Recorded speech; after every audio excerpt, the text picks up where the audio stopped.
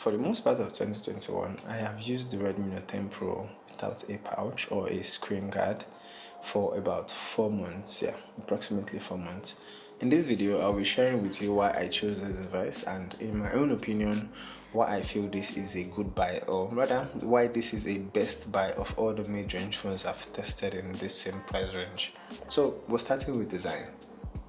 The design on this looks like something we've seen before, and it is hard to distinguish most Android phones these days, but with the help of the camera bump, it is quite easy to distinguish between the Redmi Note 10 Pro and other Android devices.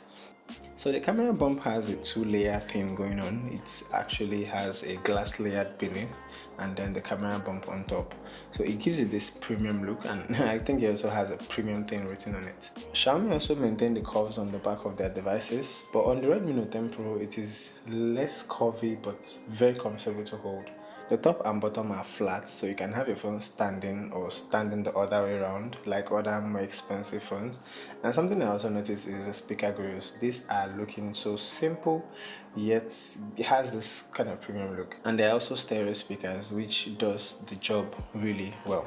To the right side, we have the power button, which doubles up as the fingerprint sensor. This is new for me. I'm used to the more flat fingerprint surfaces, but this is curved, and most of the time I mistakenly hit the fingerprint sensor, and yeah, it's not really a problem for me, but I just want to put it out there that you might unlock your phone when you don't want to. So it is advisable you have a pouch so your hands will not unlock your phone when you don't want to have it unlocked.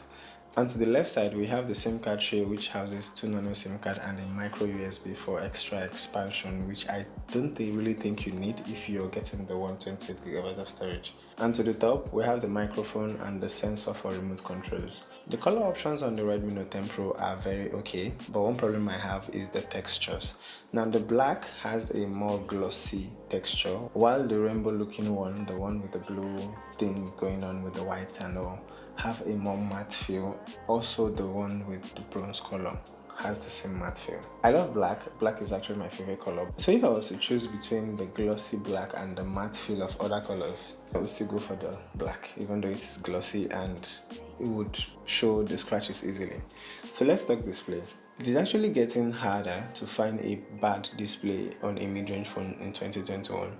Looking back at say 2014, 2013, displays like this used to belong to high-end premium phones, but now we have it on budget phones, we have it on mid-range phones. We have a 6.67-inch AMOLED display, which is HDR10 with 120Hz refresh rate, with a brightness of 450 nits and a peak of 1200 nits. This is very okay for outdoor use. It has a 85.6 screen to body ratio. This is a 1080p display as well, 1080 by 2400, and we also have a Corning Gorilla Glass 5. The color reproduction on the display can be compared to a lot of high-end phones on the market right now, and I feel this will only get better with the coming devices. And as I mentioned before, the brightness is very okay for outdoor use.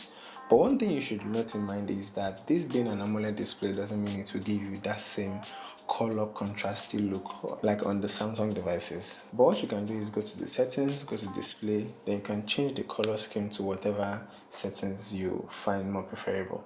One time I was playing Call of Duty and I went into the settings, changed the display to make it more saturated, more colors.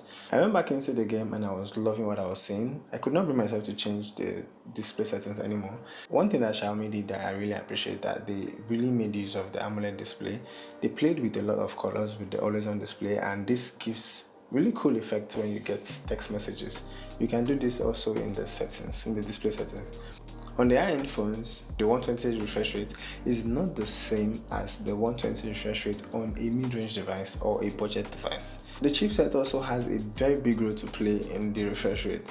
So you can't compare 60Hz refresh rate on a high-end device and the 120Hz refresh rate on a mid-range device. So keep that in mind.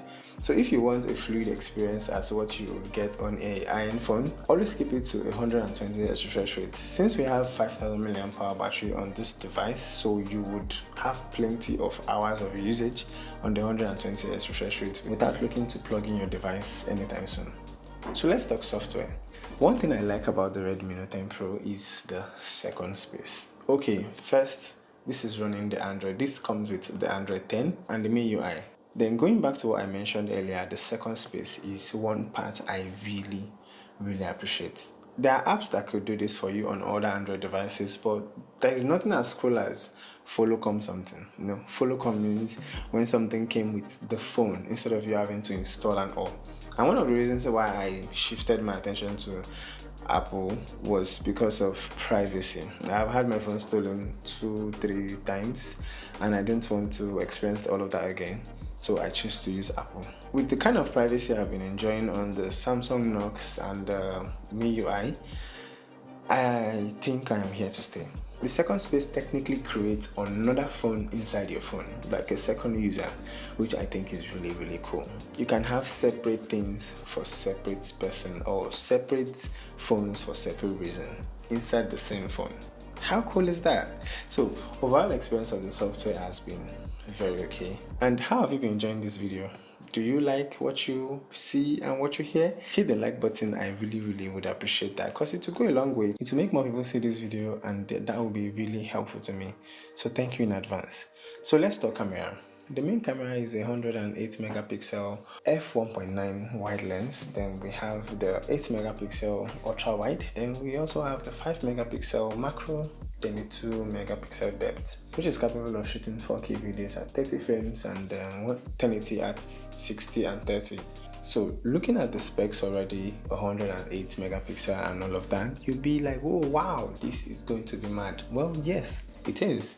It takes really nice pictures, and I actually have compared it to a few high-end devices, and I was shocked with the results. So what makes the Redmi Note 10 Pro camera even cooler is the Google camera, the Gcam. I was blown when the first time I used the Gcam on the Redmi Note 10 Pro, and I really urge you guys to try it. It is dope.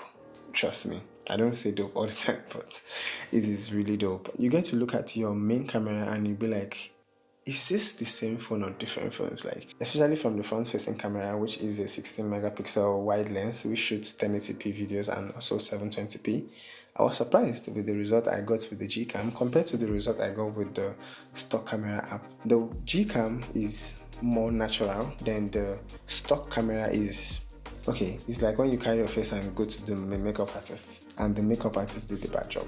Yeah, that's the best way to explain it. I honestly prefer using the Gcam. I will drop a link for the Gcam in the description box below. Apart from the Gcam, one thing I like that the stock camera did, and it did it really well, is the video side of things. You have a lot of customization in the stock video app. You could go vlog mode, you could clone yourself, you could do long exposure night mode. So if you're buying the Redmi Note 10 Pro for the sake of using it to vlog, I don't think you'll be making a bad choice. But what I think you should do is you should try out the Gcam, that's the video mode on the Gcam. Also try out the video mode on the stock camera app.